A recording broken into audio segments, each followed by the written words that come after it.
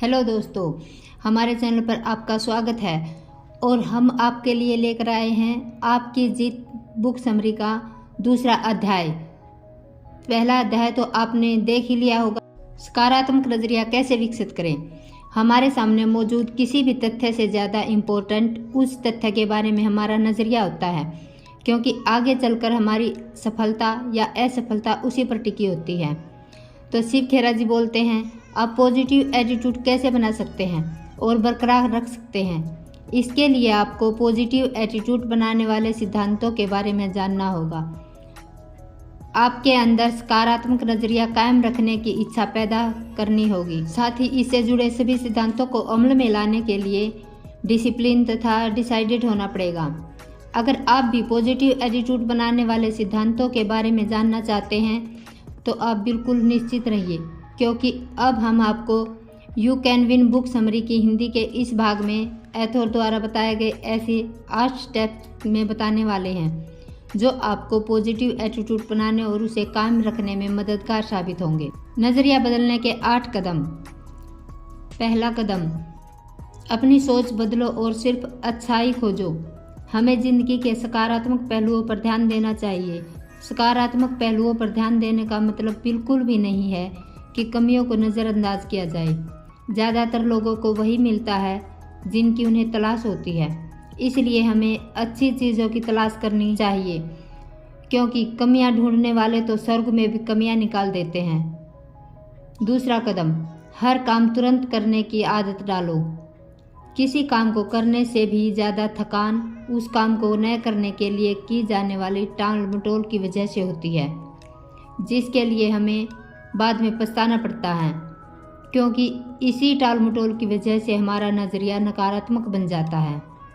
जो काम आप आज कर सकते हैं उसे कभी भी कल पर न टालें, ताकि आपको बाद में यह न कहना पड़े कि ऐसा हो सकता था, मुझे ऐसा करना चाहिए था, मैं यह कर सकता था, काश मैंने यह किया होता। तीसरा कदम, एहसान मानने का नज़रिया बनाओ। हम शिकायतें करने के इतने आदी हो चुके हैं, हमारी नज़र उन चीज़ों की तरफ नहीं जाती जो हमारे पास मौजूद हैं। हमारे पास ऐसी बहुत सी चीज़ें मौजूद हैं जो दूसरों के पास नहीं हैं, इसलिए हमारे पास जो चीज़ें मौजूद हैं उनके लिए हमें हमेशा शुक्रगुजार होना चाहिए। हमें अपनी दिक्कतों के बारे में बल्कि अपनी निमातों के बारे में सोचना चाहिए। चौथा कदम, लगातार ज्ञान हासिल करने की रणनीति बनाओ। शिक्षा से हमें ज्ञान प्राप्त होता है और ज्ञान से अच्छे अवसर, इसलिए अच्छी शिक्षा प्राप्त करना हमारे सबसे ज़रूरी है। शिक्षा का मतलब स्कूल या कॉलेज से अच्छे ग्रेड या डिग्री हासिल करना नहीं होता, बल्कि शिक्षा का विस्तार अनंत तक है। बौद्धिक शिक्षा हमारे माइंड पर असर डालती है, जबकि नैतिक शिक्षा हमारे मन को प्रभावित करती है। ऐसी शिक्षा आपके लिए खतरनाक है जो आपके मन को प्रभावित ना कर सके।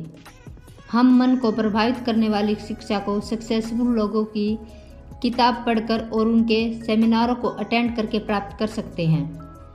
आजकल तो इंटरनेट की मदद से बहुत कुछ फ्री में सीखने को मिल जाता है।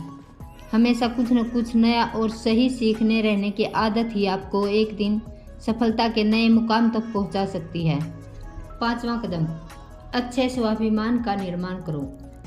स्वाभिमान खुद अपने बारे में महसूस करने का नज़रिया है।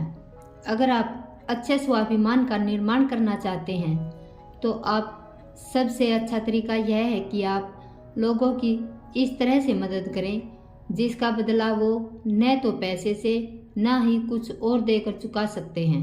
छठा कदम, नकारात्मक प्रभाव से बचो। ज़्यादातर लोग मन में कुछ करने की इच्छा लिए ही कब्र में चले जाते हैं। ऐसा अक्सर नकारात्मक प्रभाव की वजह से होता है। अगर आप कामयाब लोगों की संगत में रहेंगे तो यह तय है कि एक दिन आप भी कामयाब हो जाओगे, और अगर आप किसी चिंतन की संगत में रहेंगे तो आप भी चिंतन बन जाओगे। आपको हर उस चीज़ से दूर रहना चाहिए जो आपके ऊपर नकारात्मक प्रभाव छोड़े। सातवां कदम, जरूरी कामों को करने की आदत डालो। आपकी पसंद या नापसंद कोई मायने नहीं रखती, क्योंकि कुछ काम ऐसे होते हैं जो हमें करने ही पड़ते हैं, जिस तरह एक माँ अपने बच्चे की देखभाल हर हाल में करती है, चाहे उसे उस काम को करने में कितनी भी तकलीफ क्यों न हो। इसलिए जो काम जरूरी है उसे शुरू करें, फिर जो मुमकिन है उसे करें। ऐसा करने से आपके लिए नामुमकिन काम भी मुमकिन हो जाएगा। 8वां कदम, अपने दिन की शुरुआत किसी अच्छे काम से करो। आपको अपने दिन की शुरुआत पॉजिटिव चीज़ों से करनी चाहिए। इसके लिए आप कोई भी अच्छी किताब पढ़ सकते हैं, यह कोई भी अच्छी ऑडियो सुन सकते हैं। ऑथर ने इस किताब में छोटी छोटी कहानियों के माध्यम से बहुत ही अच्छे ढंग से इन 8 तरीकों के बारे में समझाया है। अगर आप जीत आपकी बुक समरी के इस आर्टिकल में दिए गए 8 तरीकों का पूरी ईमानदारी से पालन करेंगे तो आपको विजेता बनने से दुनिया की कोई ताकत नहीं रोक सकती। तो दोस्तों, आपको हमारी बुक समरी कैसी लगी कमेंट करके ज़रूर बताइएगा।